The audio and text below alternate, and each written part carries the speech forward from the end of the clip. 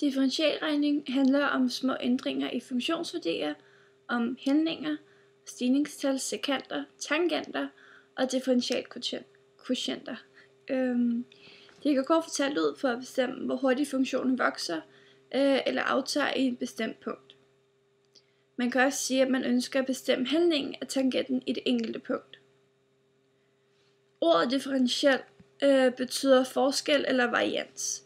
Og differentialregning kan man derfor sige er på en forenklet måde er at regne på forskel, nemlig den måde funktioner og kurver varierer på. Så vi snakker om funktioner.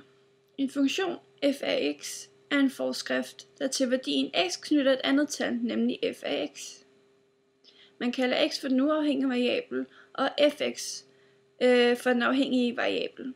Det er nødvendigt, at vi herfor overvejer, hvilke x-værdier man benytter, og det her det er altså definitionsmængden. Og man skal også overveje, hvilke værdier funktionen kan fremtrylle, og det kaldes værdimængden. Definitionsmængden angiver de værdier af x, der må sættes ind på x's plads i funktionsudtrykket. Det er en vigtig regel, man skal følge, som er, at når man vil bestemme definitionsmængden, så skal man huske, at hvis der indgår en brøk i funktionsudtrykket, så må nævneren ikke være lig 0. Og værdimængden. En funktion kan beregne en funktionsværdi for alle de x-værdier, der ligger i definitionsmængden. Så de mulige funktionsværdier kalder man for værdimængden. Hældninger. Man kan bruge differentialregning til at bestemme en ligning for tangenten i et bestemt punkt på en funktion. Hvis funktionen f er differentiabel i punktet, her så står der x i 0 af fx0, som ses her. Det vil sige, at der ikke er et knæk i det punkt, så er hældningen for tangenten i det punkt givet ved, at står her, y er lige med f x0 plus f mærke x0 gange x minus x0. Så når vi bruger ovenstående formel, altså den her formel, skal vi sætte noget ind der, hvor der står x0 af f parentes x0 parentes slut, og f mærke parentes x0 parentes slut. Men x og y skal man altså lade stå som variable. Vi ved, at man finder hældning til en ret linje med, med denne her formel, som står her.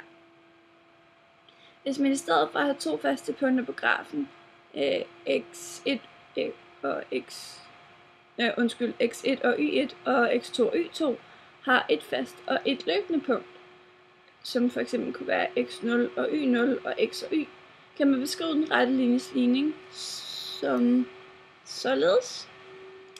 Altså a lige med y minus y0 over x minus x0. Hvis man så ganger over med x minus x0, får vi her y gange y0 lige med a gange parentes start x minus x0 parentes slut. Så det vi nu står tilbage med, er ligningen til en ret linje, som går igennem det faste punkt x0 og y0. Og vi vil gerne bestemme en ligning for tangenten i punktet x0 f parentes start x0 parentes slut. Vores faste y-værdi er funktionsværdien for punktet x0. Så derfor kan vi sætte y0 lig fx0.